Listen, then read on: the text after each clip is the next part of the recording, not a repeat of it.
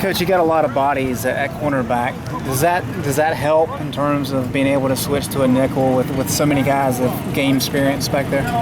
If we can get them in the right place. Yeah, it does. I mean, you know, anytime you have some depth in the secondary, that it allows you to have matchup capabilities.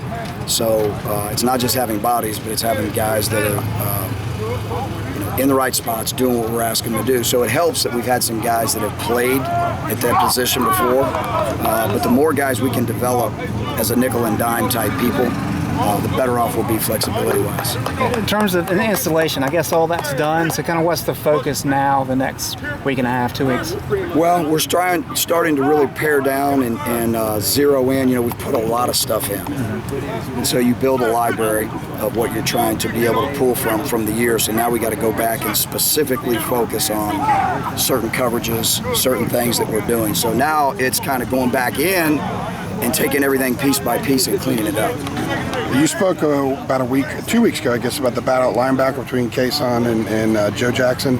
Has there been any progress? Is Joe still the one? And Joe is still the one. Is he a clear one now? He's a clear one.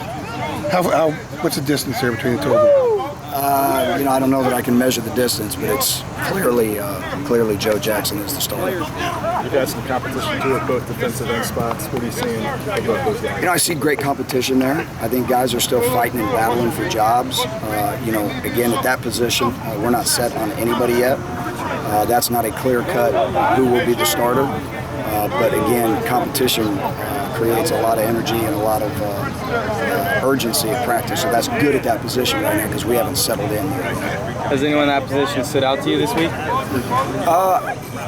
You know, not necessarily. I think they've all done good things. And again, it's all about competition. So as we go and we hit this last stretch of practices before we play, it's going to be whoever ends up being the most productive and playing within the structure of the defense the best.